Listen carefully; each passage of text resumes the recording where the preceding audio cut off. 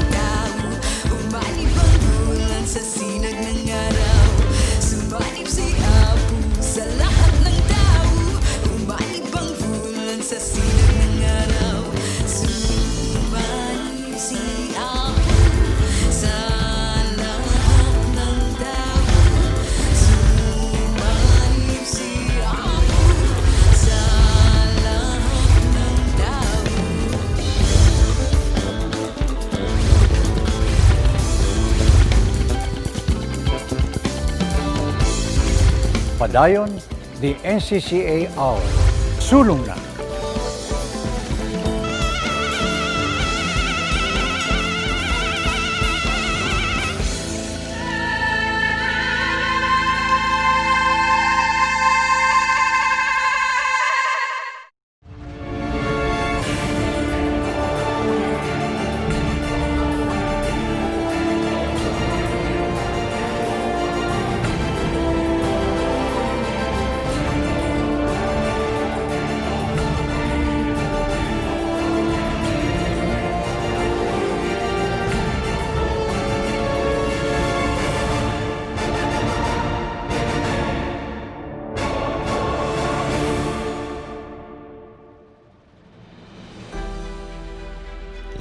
Daang taon.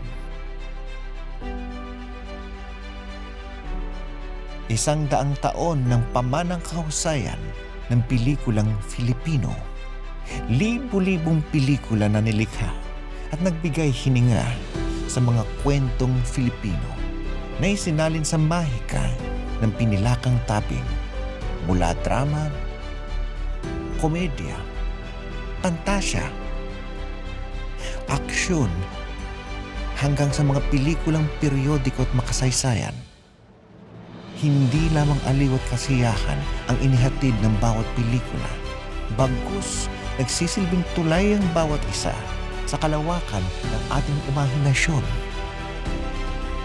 Nagsilbi ang bawat pelikula bilang portal patungo sa kalaliman ng ating isipan.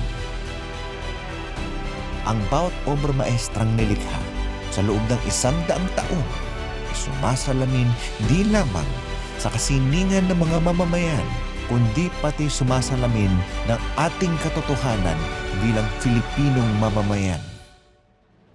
In our first 100 years of Philippine cinema, they are the rock base of everything in which cinema was built upon as we understand it here in our country. You can say na bawat frame is a masterpiece in tonality, shadows, darks, and highlights, and the framing and the composition. Sa loob ng mahabang panahong tinakak ng pelikulang Filipino, nabuhay ang isa sa mga mahahalagang haligi ng industriya na naglatag ng landas di lamang sa pag-unlad ng pelikula bilang sining, kundi sa kabuo ay naglatag ng direksyon patungo sa immortalisasyon ng Filipinong karanasan sa pamamagitan ng pinilakang tabing. His style of directing was never obtrusive, never calling attention to itself or to him as the director. Buong-buo yung training niya. Papunta ka sa music, papunta ka sa pag-iilaw, papunta ka Alejandro. Ating pasukin ang mahiwagang paraiso ng imahinasyon ng isa sa mga dinadamba ng direktor mula sa ginintoang panahon ng pelikulang Filipino, ang mundo ni Pambansang Alagad ng sining sa pelikula, Gerardo de Leon.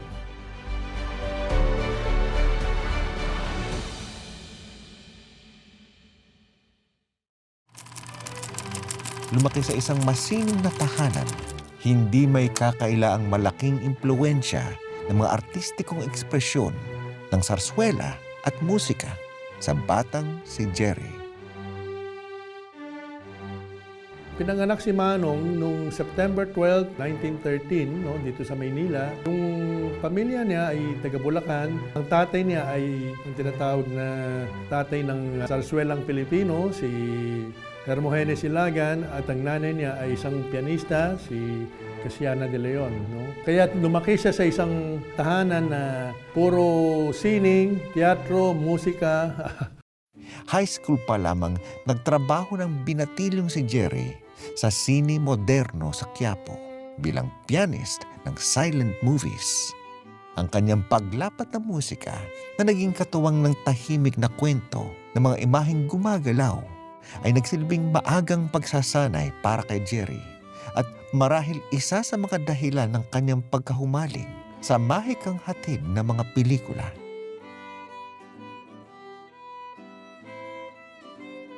Doon siguro nag-umpisa yung pagmamahal niya sa pelikula, at napansin din niya na napakagaling ang mga pelikula ito, napakahusay, yung komposisyon, yung pag-iilaw, Kumbaga, wala naman kasi tayong mga film school dati, Ito na yung naging film school niya. Nadidinig ko na magaling talaga ito, may lineage ng greatness, bearing on his being a descendant of the great sarsuelista Hermogenes Ilagan and being a brother of greats in the industry. I could foresee na nasa lahi, na hindi lang yan pinick up from a seedling. It was something that belonged to an ancestry, that belonged to a family. Kumuha ng kursong medisina sa pamantasan ng Santo Tomas. Si Jerry ay isa ring professional na aktor habang nagsusulat ng mga dula. Nagtapos sa ikapitong pwesto sa board examination. Isang lisensyadong doktor si Jerry de Leon. Kumuha siya ng pagka-doktor dahil gusto niyang mahiwalay doon sa pamilya na puro showbiz. So gusto niyang natapos niya. He landed up sa board. Ganon katalino yung mama na yun. Kaya sa pamilya nila siya yata ang pinakamalaki ulo. Tinanong ko nga sa kanya Manong, bakit napunta kayo sa pelikula, doktor na kayo? Sabi niya, first 3 months ko, pampalang wala akong kinita dahil mga kamag-anak ko lahat ng pasyente. Pero dahil mas nadaig ang kanyang pag-ibig para sa pelikula, kanyang nilisan ng karera sa medisina at tuluyang tinahak ang landas ng pinilakang tabing. Naging actor din siya sa mga pelikula noong araw. Nag-umpisa siya sa pag-extra, tapos lumabas siya sa mga pelikula noong 1937. I think ang unang pelikulang nilabasan niya na naging artista siya na Pusong Dakila. Ang direktor ay si Carlos Padilla,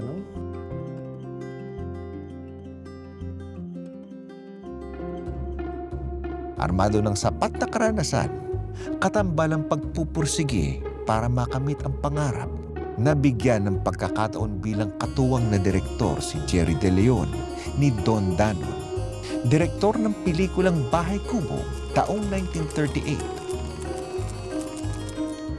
Hanggang sa maipalabas ang kanyang unang tampok na pelikula sa sumunod na taon, ang Ama't Anak, kung saan siya'y gumanap din sa sariling pelikulang idinirehe.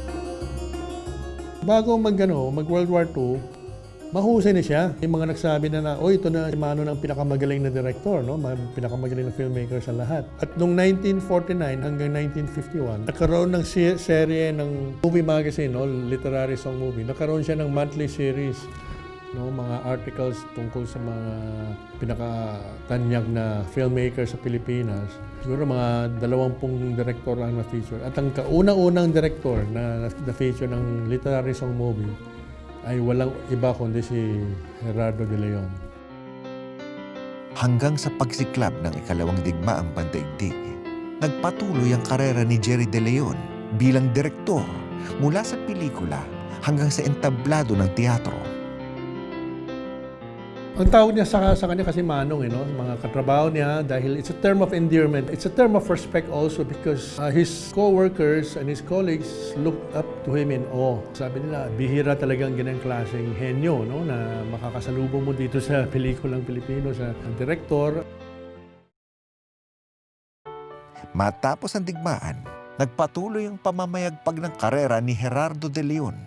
Pelikula bawat pelikula, kanyang hinulma. Di lamang ang kanyang mga sining, pati na rin ang pag-unlad ng pelikulang Filipino sa mga hiyas na obrang kanyang iniambag sa mas mataginting na pagkinang ng Filipinong pinilakang tabing. As a 5 or 6-year-old girl, I remember seeing Kamay ni Satanas. It was a suspense horror film. I really got the scare of my life watching that. Yung striking kasi na napansin ko, no, doon sa latter part of the career ni Jerry De Leon ay yung nag-direct siya ng mga studio films for a US producer, US production company. Even then, in the 60s with Noli and Pili, and with his other works that I saw, like Edna Luna in Jezebel, this was in 1952 or 1953, Sawa sa Lumang Simboryo, Sisa. Of all the genres, ang paborito ko horror. Si Jerry De Leon gumawa ng 2 vampire flicks in the 60s that are very campy if you look at it now. No? But they both starred Amalia Fuentes. But I can't forget it when I saw it na even though Tagalog yung pelikula, it could compete with Hammer Films and other horror films. I'm talking about Ibulong Mo sa Hangin at Kulay Dugo ang Gabi. Tapos, yung mga nagawa nila actually ay malayo doon sa nagawa ni Direk Jerry nung first golden age of Philippine cinema. So, B-movies, gore, mga sexy actresses, yung characters, tapos kakainin ng halimaw or kakainin ng aswang, di ba? Ganun. And I think Jerry De Leon and Eddie Romero, who were very good friends, worked on this film. At parang yung mga maid lang yata ni Eddie Romero yung ginamit niyang parang mag-voicing ng So, are you a vampire? Yung mga ganon. So, instead na matakot ka, which I remember was a very scary, when you watch it, in English, mali-mali yung diction and all of that, but nagiging comedy siya. But again, if you just turn off the sound, the mastery of the visuals is still there. Kasama ang mga kapwa-direktor ng kanyang panahon at kapwa pambansang alagad ng sining tulad ni Lamberto Avellana, Manuel Conde, malapit na kaibigan si Eddie Romero, kanilang pinangunahan ang tinaguriang gininto ang panahon ng pelikulang Filipino.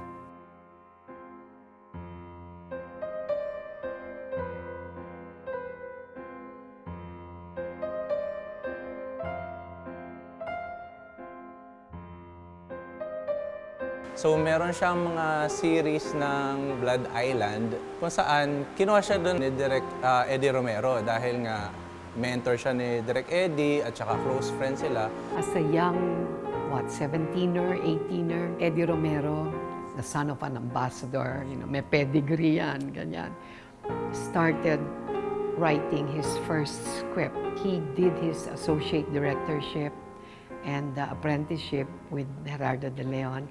And later on, when he continued with his craft, they collaborated on certain projects already. But Eddie Romero was very consistent in paying tribute to De Leon.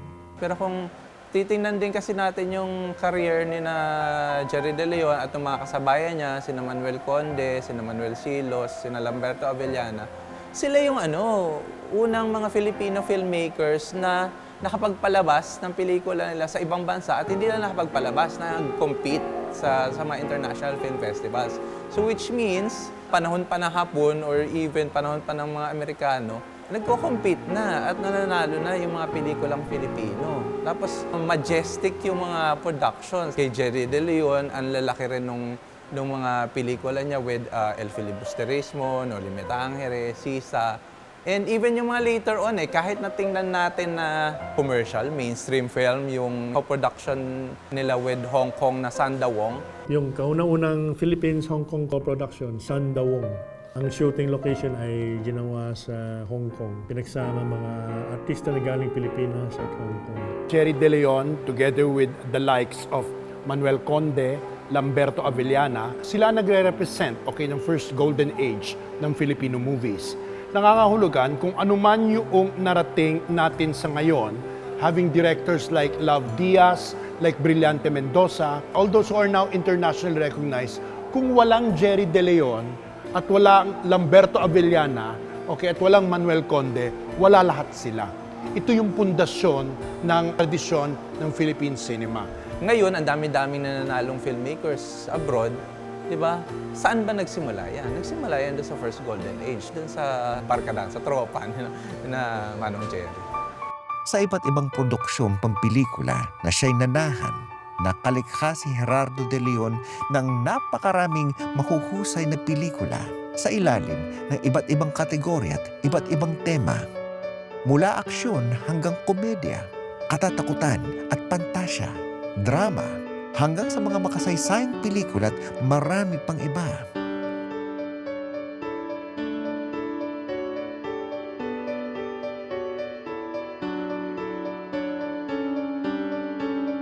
Seeing some of his early movies as a young girl, I thought he was pretty ahead of his time. Marami siyang mga devices noon, techniques that emerged or re-emerged much later on in film history, which he had already done or propagated during his time, and this was in the 40s and the 50s. Siguro because of coming from theater, meron kang conscious effort sa lighting, sa composition. Tapos gusto mo makita even yung mga ensemble na actors, no? So hindi nagra-rock focus. So lahat, kahit yung mga nasa likod, nakikita. I-analyze natin yan stylistically o sa technique niya. Yung technique niya at yung estilo niya ay angkop dun sa tradisyon ng pinanggalingan at nung kapanahunan niya. Tandaan natin na ang tradisyon ng Philippine cinema was greatly rooted towards the drama of teatro. Okay? In other words, ang pinanggalingan niyan ay sarsuela, moro-moro. Hindi ba yung tradisyon ganun? Kaya mahilig tayo sa intense drama. Si Manong self-taught director. Why he excels and his product are very clinical because of his medical training. Maski na nag-a-analyze ng script yan, akala mo nag-o-opera pa rin. Sabi niya, you should learn to read between the lines. So, yun ang susi.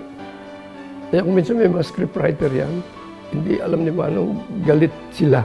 Pero hindi naman nila mabulalas kay Manong yung damdamin nila dahil binago ni Manong yung script nila. No? Kaya nagkakagalit yung ibang scriptwriter, galit sa kanya. Sabi ni Manong, you cannot please everybody. It's your art. You could see that the focus was telling a story, telling it with rich visuals, telling it in a manner that would not distract the audience from following the storyline and the progress of the story. And making sure that the visuals, since it was a motion picture, would enhance, would complement the flow of the story. Yung pag-iilaw niya, like for example, yung sa Sisa, pagka napanood niyo yung eksena ni Crispin tsaka ni Basilio, no, yung pag-ilaw ng kidlat doon sa eksena.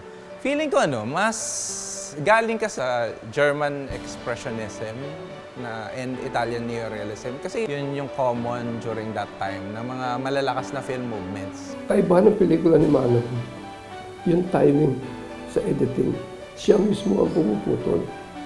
Dahil sa training niya sa music, alam niya kung kailan gagamitin yung sound at kailan niya kailangan walang sound.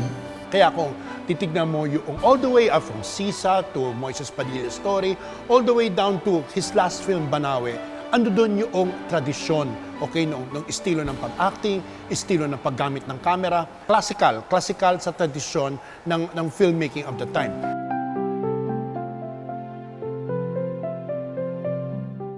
Ngunit hindi lamang sa dami ng mga pelikulang kanyang nilikha masusukat ang angking henyo ni Gerardo de Leon, kundi sa mismong iginugol na dedikasyon at kasiningan sa paglikha ng bawat pelikula. Ang angking kasipagan at talinong isinalin sa bawat rolyo ng mga imaheng kanyang kinunan ay parehong lumikha ng mga bantayog na pelikula at nag-iwan ng bakas ng inspirasyon para sa hine-henerasyon ng mga Filipinong direktor.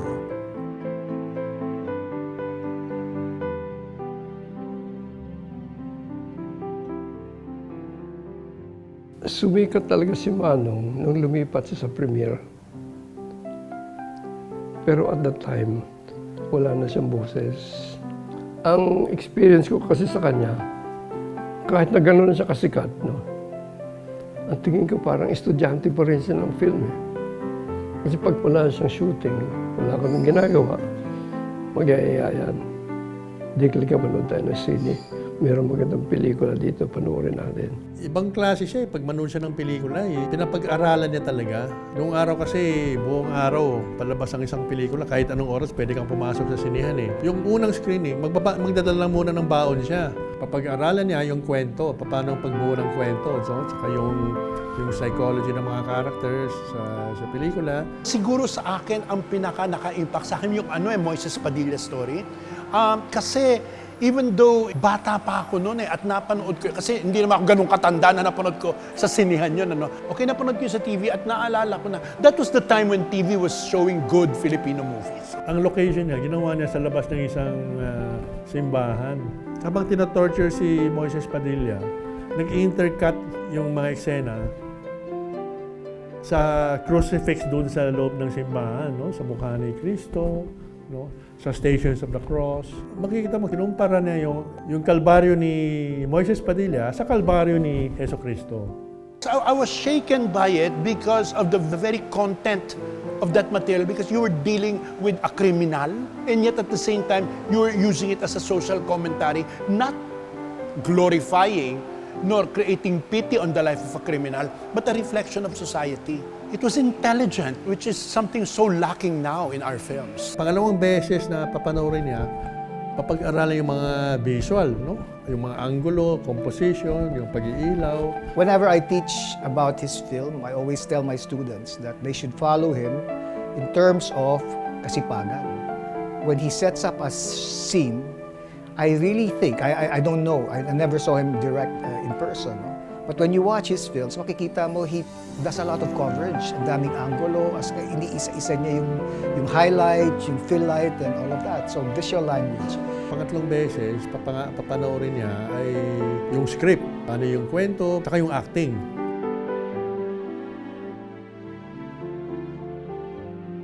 I think if you sum it up in one word, it would be timelessness, the timelessness of his work. Kasi yung pinakita niyang galing noon, in the 40s, in the 50s, ganun pa rin ang pamantayan ang sukatan or the standards of what is good nowadays. Hindi nagbabago.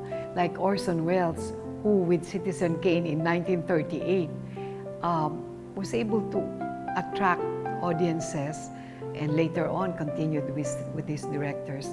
Some of his devices there were, like I said, much ahead of his time. Even in the case of Jerry De Leon, marami siyang yung mga lap dissolves, yung fast-paced kung kailangan, and then slow, pervading pace kung kailangan. Tapos yung pang-apat na beses, papanoorin niya, ay uupo na lang at mag-enjoy na lang siya. Buong araw yun.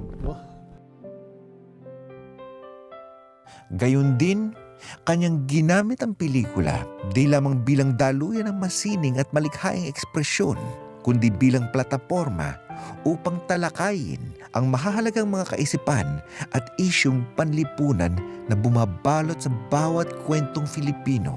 at kanyang kultura ang kanyang makapangyarihang larawan na nagbigay buhay sa mga abstraktong konsepto tungo sa konkretong anyo ng mayabong na imahinasyon at diwa ng mga Filipino. Of the three major companies then, Sampaguita, Premier, and LBN, ang pinaka-daring ang Premier. They were not afraid to show sexuality in film. They were not afraid to show political topics. They were not afraid to show violence. Look at his movies which are derived from Rizal or adapted from Rizal's works. Kinuha niya yung mga works ni Rizal which were relevant to the 19th century and made it appropriate, adequate, and at the same time reflective of the problems of the 20th century during his time. There were, of course, the historical Noli and Fili tandems. For a time in school was mandated reading or viewing, so we had the chance to watch that. This was in the early 60s, so I was in college. You could see a certain devotion or fidelity to the book, the respect that the director had for Jose Rizal. I thought that was deemed important by Director Gerardo de Leon at that time was being faithful to the story and abiding by the continuous flow of Rizal's artwork, showing a lot of respect for the great national hero. So nung last June of this year, we were fortunate enough na kinontak kami ni Mr. Don Arawan, the head of FDCP's Film Archive Department, and he gave us an amazing project. Sabi niya if meron siyang papakonvert na movie for their archiving na purposes. So nung dumating yung pelikula, when we found out na it was No Limit Angere, we were ecstatic kasi syempre, ano yan iconic yan That film, No Limit Angere, gave me the chance to be with giants. Ang setting director namin, Francisco, Botong Francisco. Ang cameraman namin, Emmanuel Rojas. Artista namin, halos buong industriya, 64 named actors and actresses. Kung papanood mo yung No Limit Angere, masasabi mo sa sarili mo na hindi na pwedeng gawin yung pelikula mo. Nandun na yung istorya ni Jose Rizal. This is one adaptation na hindi nahiya na ito yung running time ko. 3 hours, kasi kailangan kong gawing 3 hours. Diba? Kailangan kong gawing 3 hours para maikwento ko ng tama yung original na source material. So, I think it's a film that respects the source material. Hindi siya naglaro masyado in terms of, siguro pwedeng ganito na lang. Hindi Medyo loyal talaga siya Pero kung titingnan natin, ano bang may value sa Wasalumang Simboryo? Kasi yun yung first na nanalo sa FAMAS, di ba? Pero yun nga, hindi ko naman siya napanood. And yun din kasi yung nakakalungkot dahil sa giyera, nasira yung mga prints. So wala na rin na nag-survive. Tapos ang na-restore na lang ng ABS-CBN ay Banawe, yung kay Nora Honor tsaka kay Christopher De Leon. Pero yun na kasi yung ilang years na lang bago pumanaw si Manong Jerry. Banawe was still a social commentary. You may look at it as the life of the people from the mountain provinces, but hindi, nag-reflect pa rin ito ng mas malawakang kultura ng Pilipino. So he wasn't just doing your regular drama, he was doing cinema with responsibility and cinema which was really reflective of Philippine culture. I also remember very distinctly as a moviegoer, a landmark picture entitled, Huwag Mo Akong Limutin. Landmark because it had a bold theme, it was about illicit affairs, there was sex. Yung Huwag Mo Akong Limutin kasi 1960 ito napaka-bold daw, napagtalik kasi yung yung isang lalaki at isang babae. Na hindi yata naman mag-asawa. Ayaw ng babae, yung babae, ayaw niyang alagaan yung anak niya. Bago niya pinanganak, pina-abort niya. 1960 ito, talagang napaka-conservative pa ng society natin, ng lipunan natin. Sinensor siya. It evoked, it marked sexuality, but it was not intrusive. It was not bothersome. It was not distracting. accepted the story for what it was. You accepted the illicit relations that were indicated there for what they were. As a member of the audience, you were not judgmental because as a story writer and as a storyteller and as a director, you knew that the director was not judgmental. He was not saying, oh, this is wrong and this is right. He was presenting the sequences and the story as it was. And you as an audience react accordingly. Ang kanyang pangalan, gaano man ito lumaki. Ang kanyang mga pelikula, gaano man kalayo ang mga narating. Ang kaliwat ka ng mga pagkilala at paggawad sa kabila ng ningning ng kanyang bituin, sa hilera ng mga higante ng pinilakang tabing, ay nananatiling mapagkumbaba si Gerardo de Leon.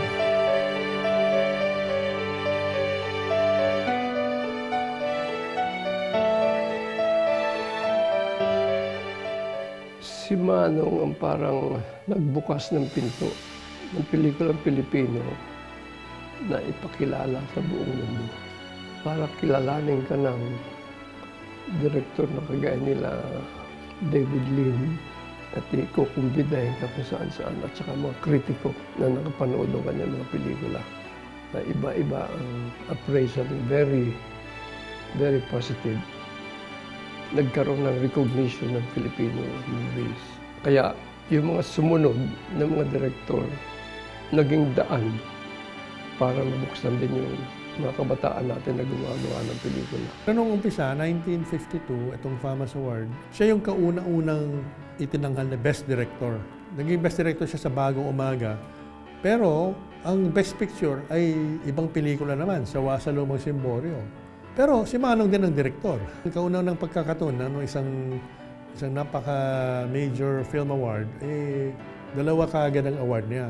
When I was told by the producers that the director would be Jerry De Leon, the Jerry De Leon, I was a new actress at the time. Of course, I was awed and I felt intimidated.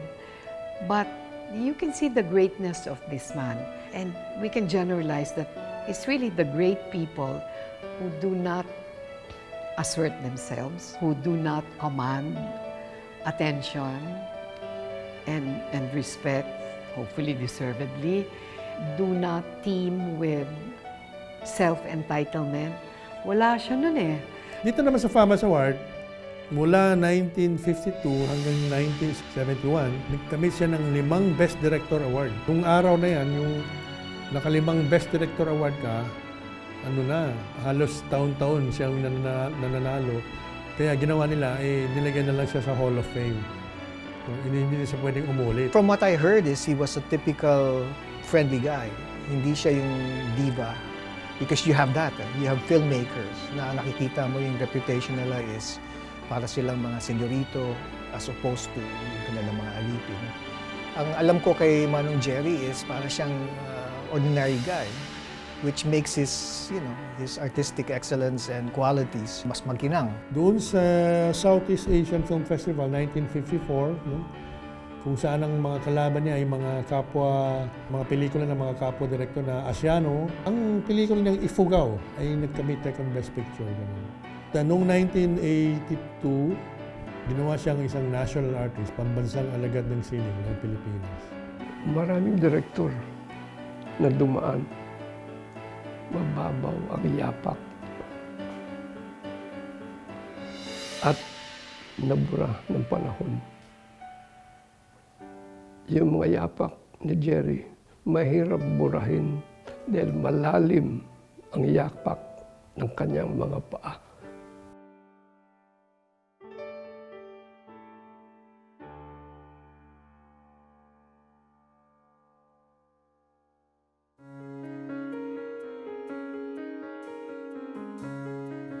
Lumipas man ang panahon, dumaan man ang henerasyon Filipinong direktor, magbago man ang direksyon ng kaangkinan ng pelikulang Filipino, dulot ng teknolohiya at mga modernong pamamaraan, ay magtatagumpay nitong lilingunin ang masaganang kahapon na pinagyaman ng mga obrang pamana ng mga alamat ng industriya.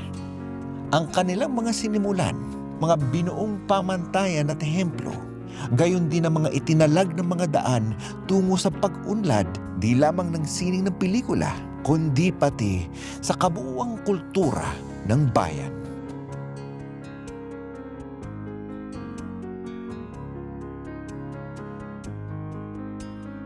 Napansin ko, nung pumunta dito si Quentin Tarantino sa Manila, nabanggit niya na meron siyang liking for the B-movies. At nabanggit niya nga ay Jerry De Leon at si Eddie Romero. Papansinin natin yung mga pelikula ni Quentin Tarantino with Pulp Fiction, gore, with Kill Bill, and yung mga B-movies nila ni Robert Rodriguez, yung Planet Terror and Grindhouse.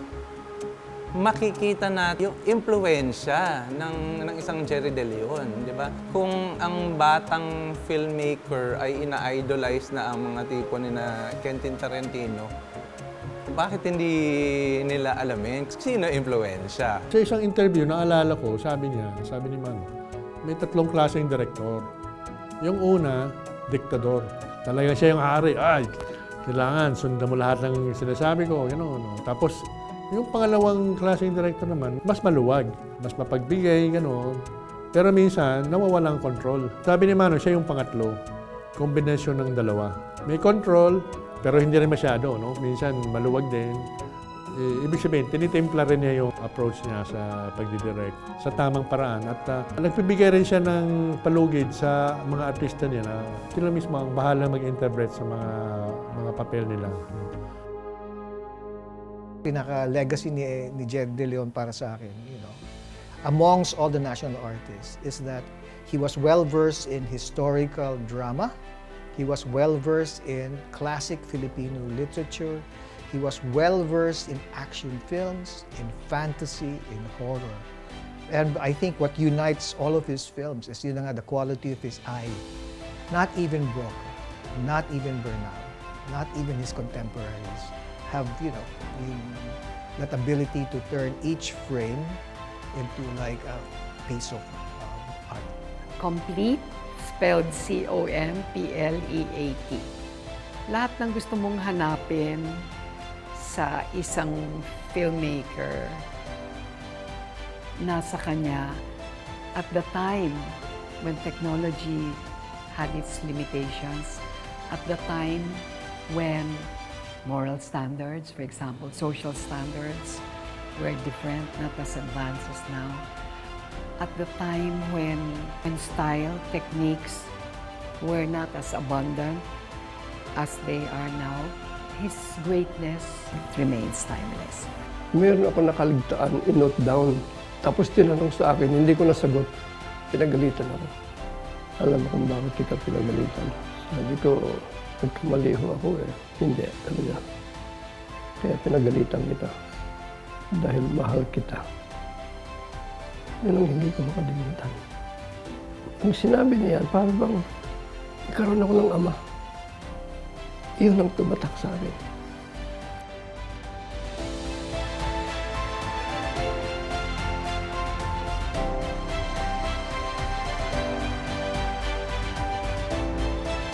Mga di matatawarang ambag ng isa sa mga dakilang muhon ng pinilakang taping.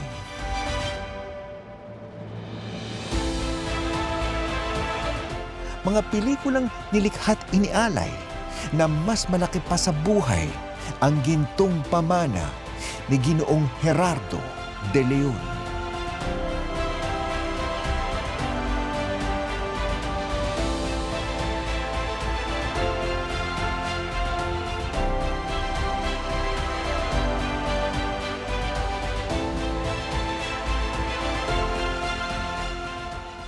Pambansang alagad ng sining sa pelikula.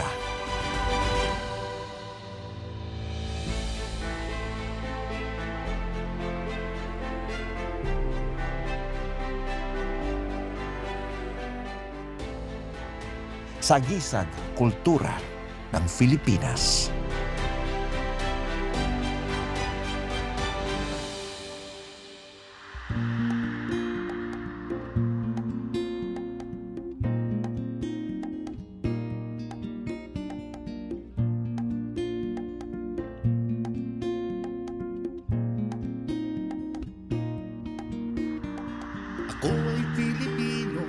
Lahing matapang, lahing matalino, nalakbay ko ng mundo. Walang unos o bagyo sa aking gugupo, lahi ng matatag. Ako ay Pilipino. Ako ay Pilipino. Ako'y makadiyos. Ako ay Pilipino. Ako'y makatao. Saan man makarating, sino mang makapiling. Aangat ang galing habang buhay, Filipino.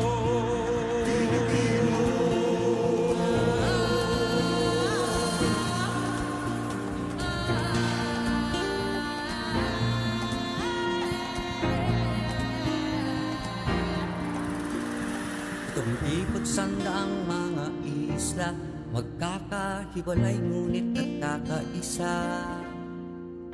Tahanan ng aming lahi, mga pook na aming ninimiki. Puno ng kasaysayan, puno ng hiwaga. Sa mga lugar na ito nakatanim ang ugat ng pagka-Pilipino. Ako ay Pilipino. Ako'y makadiyos. Ako ay Pilipino. Ako'y makatao. Saan man makarating, sino mang makapiling. Aangat ang galing habang buhay, Pilipino. Pilipino.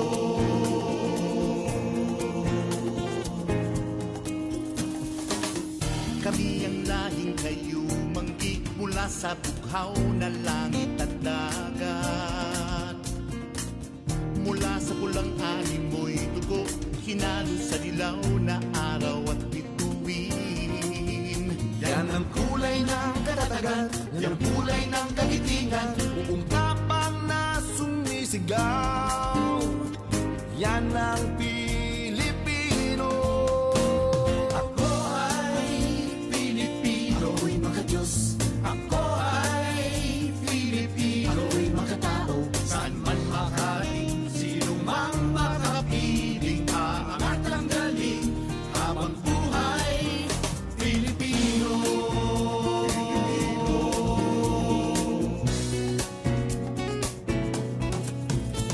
Ito may dala ng pagkakataon o sadyang binuot naging okasyon. Pagdiriwang ang aming kasiyahan, ipinagbubunyi ang kalayaan. Pinupuri ang katapangan, kapanganakan, pag-isang dibdib. Pagbalikbayan o talino ng tatagisan, ipagdiwang natin.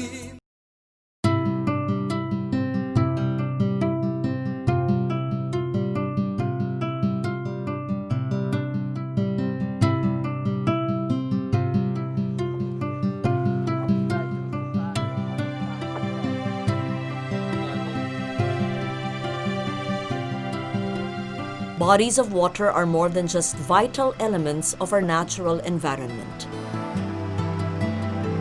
Our seas, rivers, lakes and streams are also shapers of culture and tradition.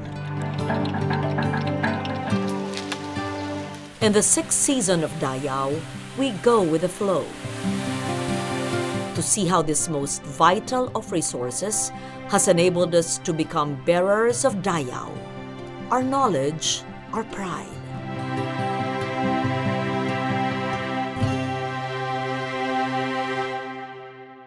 In this episode of Dayaw, we continue our exploration of bodies of water that have shaped many indigenous cultures. Not many Filipinos know of the Bugkalot of Nueva Vizcaya, of their history as nomadic farmers, as fishermen, as warriors and headhunters. Fewer Filipinos know of how closely their lives adhere to the cycles and features of nature, and how an instrument of progress like a dam can affect a way of life so adversely. Bengong ka, hinanog tulakot, manok mo tagud kasiknan, unngalanog siya nga teman ngungorla padang tong kinoyagutan na abal kayong ambet. The Bugkalot occupy the forests and mountains of Nueva Vizcaya, Quirino, and Aurora provinces. In Vizcaya, the Bugkalot are concentrated around forests of the headwaters of the Cagayan River.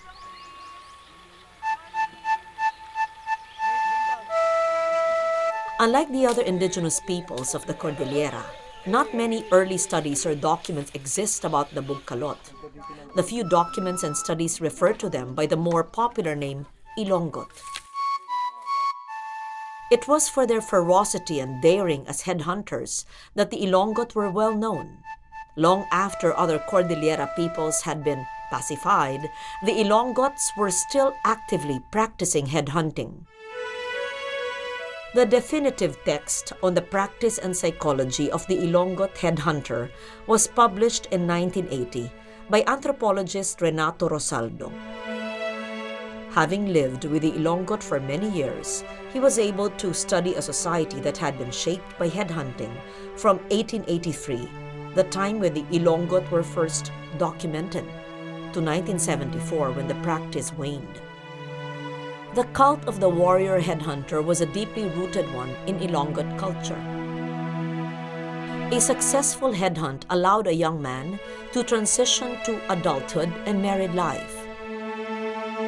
Men who had taken heads were accorded the right to wear the prestige symbols that marked their status.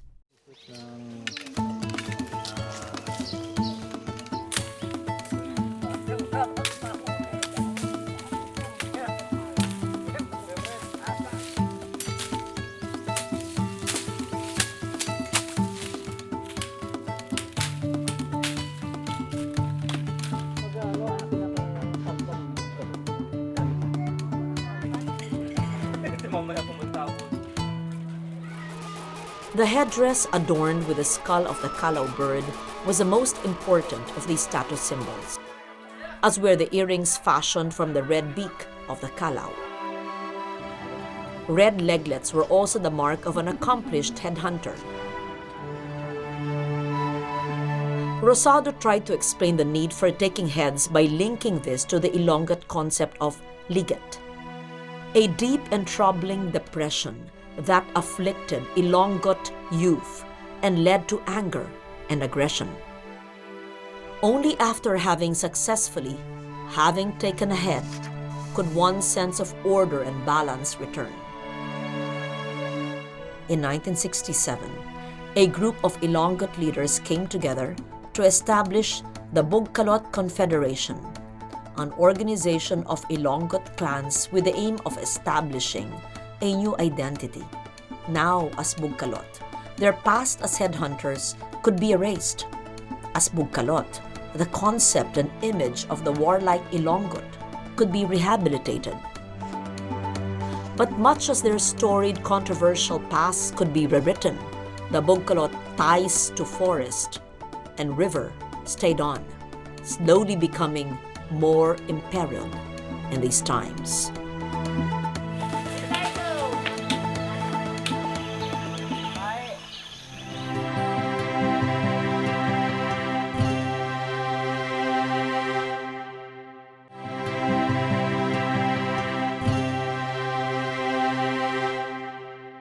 In their agriculture, their ways of fishing and harvesting, the Bugkalot still very much resemble their Ilonggot forebears. And though much of the landscape is changing, they still cling to these, both by choice and by necessity.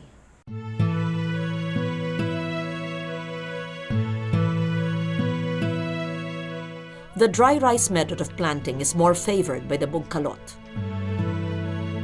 The steep terrain and the small land space have made them experts in this method of agriculture.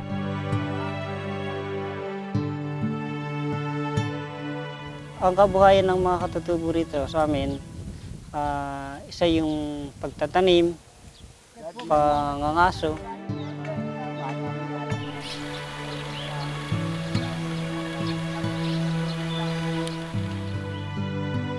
pangingisda.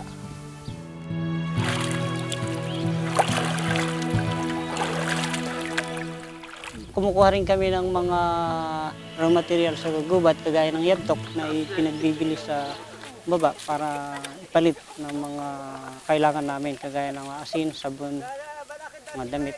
Sa farming po namin, upland na farming. Bali, sa aming pagtatanim, hindi namin kailangang diligin, kundi meron lang siyang seasonal. So panahon ng tag-ulan, yung pagtatanim para yung ulan na mismo ang didilig doon sa halaman hanggang sa anihin.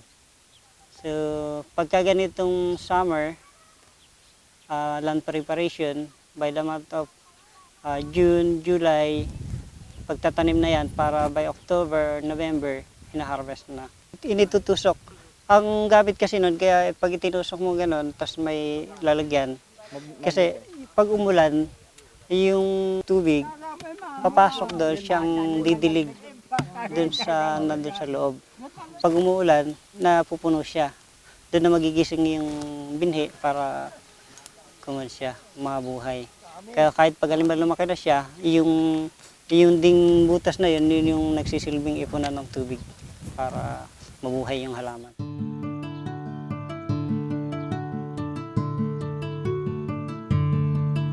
In the once lush jungles that cover these hills, sunlight needed to reach the plotted gardens below. A unique system of pollarding or cutting the branches of trees was developed. Using lengths of rattan vine as slack bridges strung between trees and branches, the men would travel through the forest treetops, cutting overhanging branches and allowing the sun to nourish their hard-grown crops. Yun po tinatawag naming tabuhok. Pamamagitan ng yantok na yun, makakalipat yung isang tao doon sa kabilang puno. Kasi nung araw na masyado pang malalaki ang mga kahoy, hindi namin pag-aaksayahan ng panahon na pulakin dahil sa lalaki ng puno, tas gulok lang ang pangputol, abutin kami ng siyam-siyam. Kaya isa sa kultura namin na tatanggalan lang namin ng mga tangkay, mga dahon-dahon yung kahoy, tapos susunugin na yung pagka natuyo yung mga dahon na yun, susunugin, open na. So wala nang nakakover dun sa tanim. Yun ang nakikiusap naman kami dun sa kahoy o dun sa sasabihin namin, puputulin namin yung tangkay mo dahil gusto namin mawawala na yung dahon ng kahoy. Yun po yung tinatawag na demo. Meron kasing, sa lahat ng tribo, merong communication between nature and then sa tao. So yung nilalaman ng awitin is parang nagpapaalam siya doon sa kalikasan na, ito, tatanggalin ko na itong mga bahagi ng katawan mo kasi gagamitin ko para sa ganitong gawain ko. So, ganun. Parang may pahinto, kumbaga, naipagpaalam sa kalikasan. It is also said that this system was used for the warriors and headhunters to travel noiseless and undetected through the treetops. In their relationship with the tributaries of the mighty Cagayan River, the Bugkalot remained most steadfast in the ways of their Ilonggot forebears.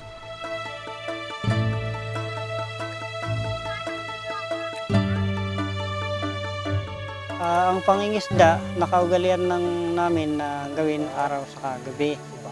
So, ibak magkaiba kasi minsan yung hinuhuli sa araw at saka sa gabi. Mostly sa gabi, noong mas mga lumang panahon, ang hinuhuli lang namin kadalasan sa gabi is mga igat, palos. Ganun. Pero sa araw, lahat ng madadaan ng isda ay hinuhuli. Pagka kasi gabi, ganitong klase ang panghuli dahil tutukan. Pero pag araw, meron yung may tali naman kasi pang malayuan naman dahil hindi naman sila malalapitan. Lalo pag madilim, hindi naman nila makikita yung lumalapit sa kanila. Lalo pag may ilaw, nasisilaw lang sila. Kaya minsan yung isda, tinatago niya yung mata niya, tumatalikod. O kaya naman, yung mga burase, meron yung mga klase ng isda na yung ulo lang nilang itatago nila sa bato. Kaya kahit hawakan mo, kahit wala kang pana, pwede mo silang hulihin. Nahawakan lang din sa hasang, sa ganito. Ganyan. Pero ito mga tilapia, mga kanto, mailap sila, hindi sila pwedeng maliban pagka naiipit na sila sa mga bato na halimbawa sumingit sa bato, nakukuha din namin sila na kahit hindi pinapana. Ang makukuha dito yung mga palos, bunod, mga banak dati, may mga banak din naman nakakakuha dito.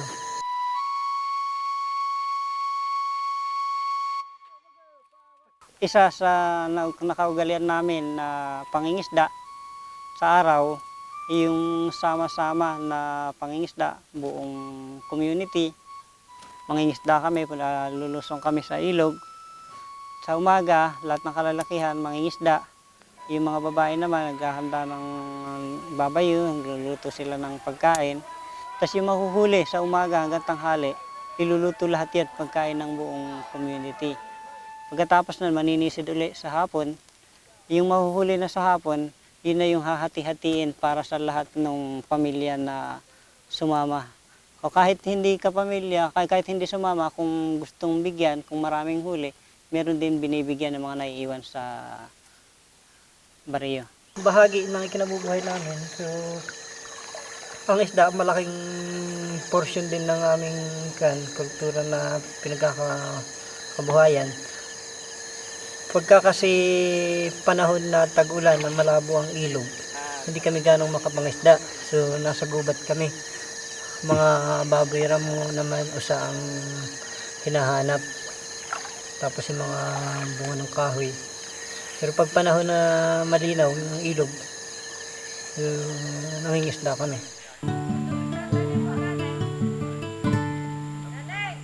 Mga ninuno namin, meron din naman silang mga tinatawag mga agi-agimat. So meron mga gumagamit ng mga ritual para sa pangingisda. Kahit kumbaga parang basta-basta lang yung pangingisda niya, meron at meron siyang makukuha. May mga dahon, mga baging na pinagsasama-sama ng mga may gumagamit. Parang anting agimat niya sa pangingisda.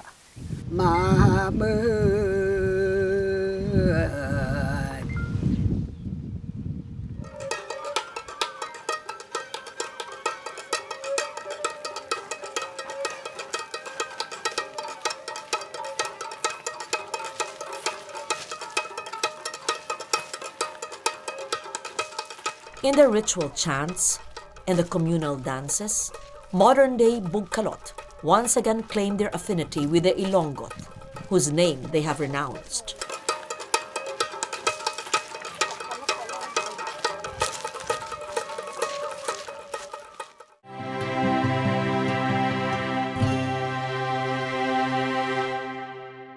It is a quandary of governments and technocrats to build a dam that will fulfill the needs of many, while depriving those on whose ancestral domain the dam is built.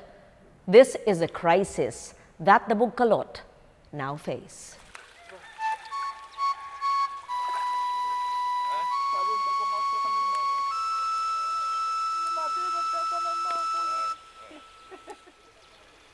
May gitsampo.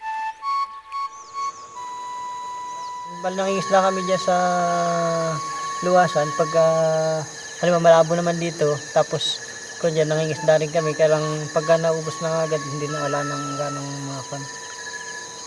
mahuli. Maliliit lang mahuhuli dyan, hindi kagaya ng ganito na Ngayon kasi, kaya nakakahuli ng malaki rito, binabawal namin pangisda nito hanggang doon. May pagkakataon lang na pwedeng ipapayag siguro, pero ito bawal talagang pangisdaan. In 2004, after many years of protracted study and negotiations, the Kaseknan Dam project was inaugurated by then-President Gloria Macapagal-Arroyo. The dam was supposed to feed the waters of the Taan River and its tributaries into the Pantabangan Dam, thus irrigating the fields of lowland Nueva Vizcaya and Nueva Ecija. Much as a dam was seen as a boon to the lowland farmers, it was seen by the Bugkalot as a threat to the Taan River waters on which they depended on. May panahon na lalo pagka yung simula ng tag-araw hanggang sa Mayo, nagpupunta yung bawat lugar dito sa mismong agos ng ilog ng Kasignan para mangisda. So nag-aabot-abot dyan ng sama-samang nangingisda. At yung ibang mga nahuhuli is inuwi. Yung iba pinagbibili, iba naman pasalubong para sa pamilya. Gawain namin noon, pero ngayon nawala na yung bahagi na yun dahil sa epekto ng pagkakaharang ng tubig. Dahil sa naitayong Kasignan Multipurpose Hydropower Project na pinakiusap ng NIA sa may mga katutubo ng araw na makapagtayo ng dam dito sa Kasignan at saka sa Tang. So mula nung naitayo yung dalawang dam na yan, hindi na namin nagagawa yung bagay na yun dahil tuyo na itong babang bahagi ng dam. Wala kasing tubig, kahit anong tubig na maagos. Kaya yung mga isda na dapat sana malayang makarating sa amin, galing doon sa gilid ng dagat, wala na. So kung ano na lang meron dito, yun na lang ang aming nakukuha. Kaya hindi na yung buong, kahit pumunta lumusong yung buong pamayanan, wala na, hindi na sasapat yung mahuhuli. So ang epekto sa amin, una yung sa aming pagkikita-kita, pagsasama-sama ng mga katribo sa iba't ibang lugar na wala. Tapos yung aming kabuhayan, lalo sa pangingisda, na wala. So ngayon napakalimitado ng kabuhayan.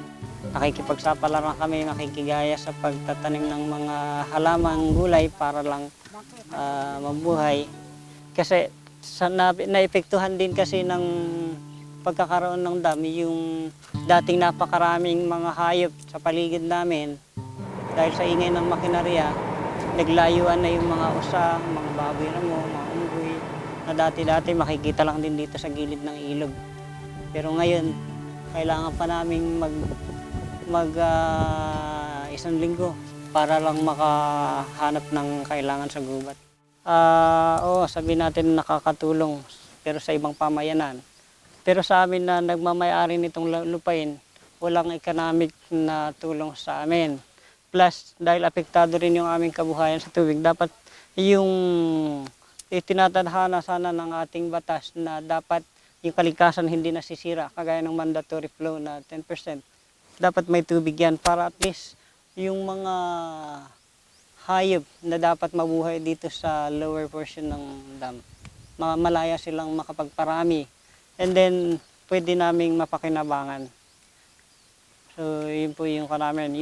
Yung mandatory na dapat na daloy ng tubig at saka yung counterpart na dapat naman sana mabigyan nila ng kabuhayan. Merong bahagi na dapat sana mapunta sa amin na nagmamayari nitong lupain. Dapat sana maibigay. So, kung maaari na makarating sa mas mataas na mga namamahala, namumuno ng ating bansa na mabigyang pansin yung bagay na yun.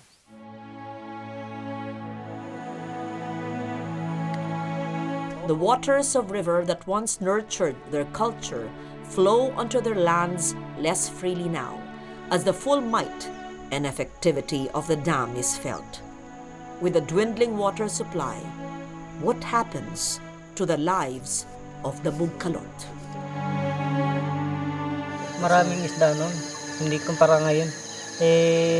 Ngayon, hindi na kami ganong makapangisda dahil gaya dyan sa baba ng dam, wala ng tubig, hindi na umaagos ang tubig dyan. Kung ano lang yung mga naiipon doon sa mga layon-layon, yun na lang na, halimbawa may maliliit, lumaki, yun lang nahuhuli namin. Pero wala na, pagka naubos yun, wala na kaming maisda dahil hindi naman umaagos yung tubig. da kanine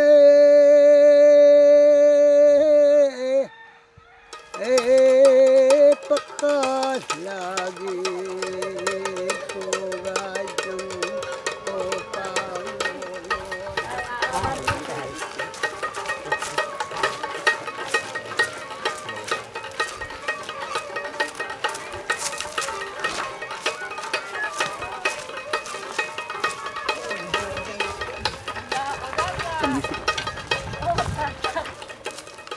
The culture of our indigenous peoples is the most harmonious with nature.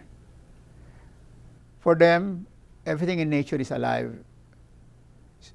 Not only trees and animals have spirits, even rocks, earth, air, water, fire have spirits, and they are all alive. That's why nature to them is very sacred.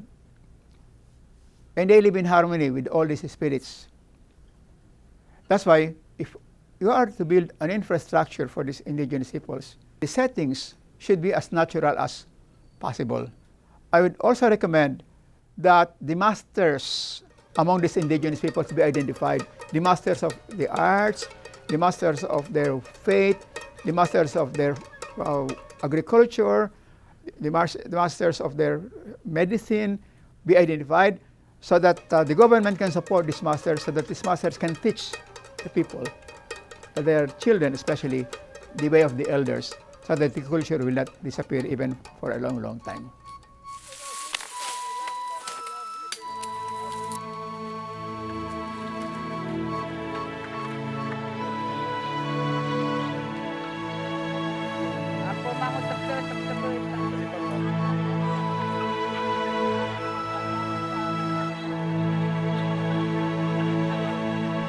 The Bugkalot may have renounced the violent ways of their Ilonggot ancestors, but in many ways, much of the archaic culture and knowledge systems remains with them.